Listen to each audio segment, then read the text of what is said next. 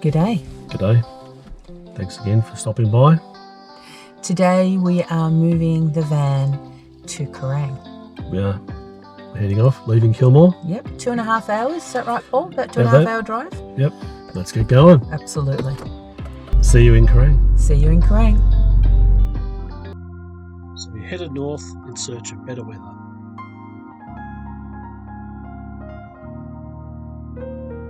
We were immersed in a sea of yellow from the canola in the fields either side of us. We stopped about halfway through our journey in a place called Serpentine, grabbed a bite to eat and strip off a few layers of clothing. Here we are at the Kerang Caravan and Tourist Park, our home for the next few weeks.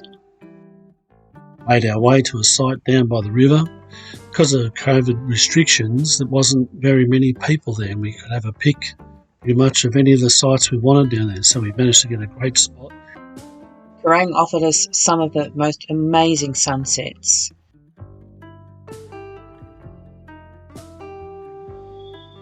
Sunsets at night, views like this in the morning, certainly make you feel nice and relaxed.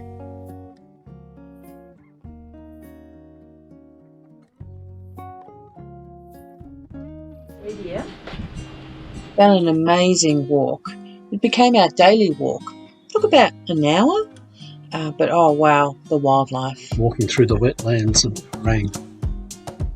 The walk was a lot of it was around on a levee that they'd built after these floods in 2011. The town was underwater, and they decided to make these levees to obviously keep the water out of the town as the river expanded. But then they also made it a walk around it because it created a natural wetland where there's abundance of wildlife, bird life, water, birds. It was just a beautiful place to walk around, so peaceful and relaxing. You could hear the bird sounds as you walked around, couldn't you? And what did we see? We saw the most amazing birds there. We saw pelicans, lots of pelicans. Yep. We saw water birds, I don't even know what they were, but I do recognise the spoonbill. Spoonbill was an amazing looking bird. Absolutely. Yeah, it was great, wasn't it? Yep.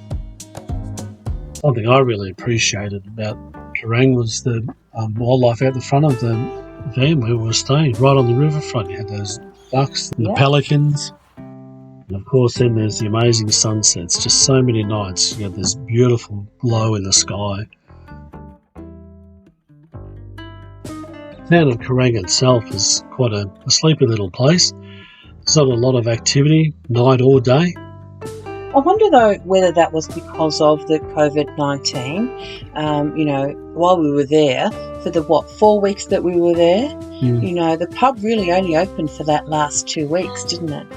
So there wasn't a lot going on in town.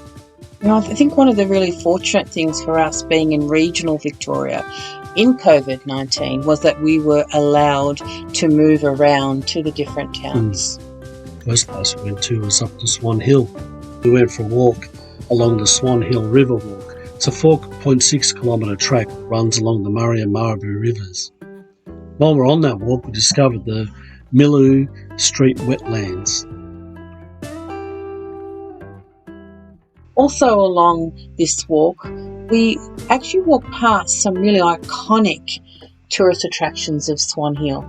So there was the paddle steamer Gem, which has been featured in a number of TV series and movies, and also the Pioneer Settlement.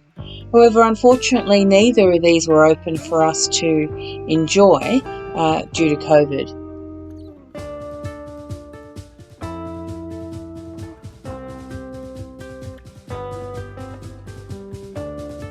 Other features that caught our attention in Swan Hill was the Japanese garden and, of course, the big Murray cod. The next town we went to visit was a place called Kundruk, again up on the Murray River. It's a pretty small little town. Tiny little town. Not a lot to it, but it was amazingly interesting for such a small place, though. Yeah. Well, it had a pub. It did, yes. And it had the Long Paddock Cafe, which is quite infamous around the area with the locals. In the late 1800s, a rail line was built between Kundruk and Kerang. A reminder of that, smack bang in the middle of Kundruk town, as little as it is this historic train and railway station.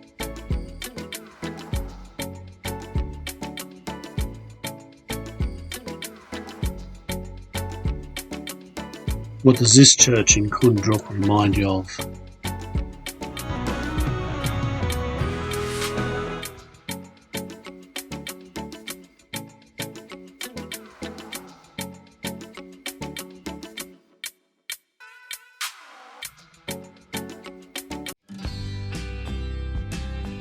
Another one of our day trips was to the historic port of Echuca.